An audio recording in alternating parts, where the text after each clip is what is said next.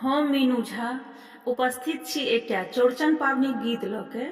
गीत के रचनाकार आदरणीय श्री मणिकांत झा जी छथिन।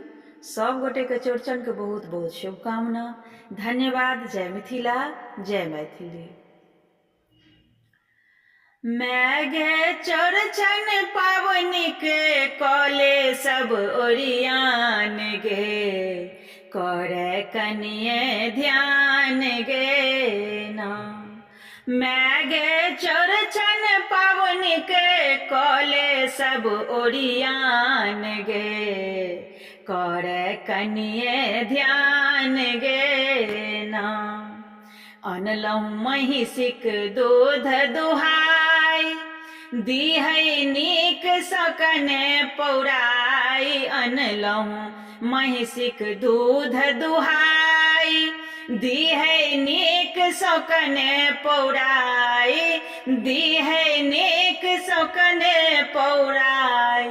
छाली चमकत रहे अनमन जेना चान गे, करे कनिए ध्यान गे ना। मैं गे चौड़चन पावनि के कॉले सब ओरियान गे, करे कनिए ध्यान गे ना। टिकरी छानी है खूब लराम पिरुकिया, राहत गरम गरम। टिकरी छानी है खूब लराम पिरुकिया, राहत गरम गरम। पिरुकिया राहत गरम गरम। दलपूरी टटके टटके बड़ बढ़िया पकवान गे, करे कनिए ध्यान गे ना। मैं गे चौड़चन पावनि के कॉले सब ओरियान गे, करे कनिए ध्यान गे ना।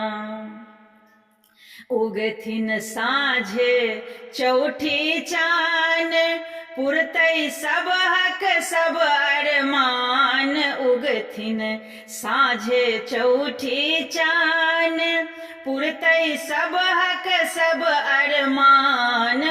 पुरतै सब हक सब अरमान। मणिकांत हाथ उठाबै फल फूल आ पान गे, करे कनिए ध्यान गे ना। मैं गे चौड़चन पावनि के कॉले सब ओरियान गे, करे कनिए ध्यान गे ना। करे कनिए ध्यान गे ना।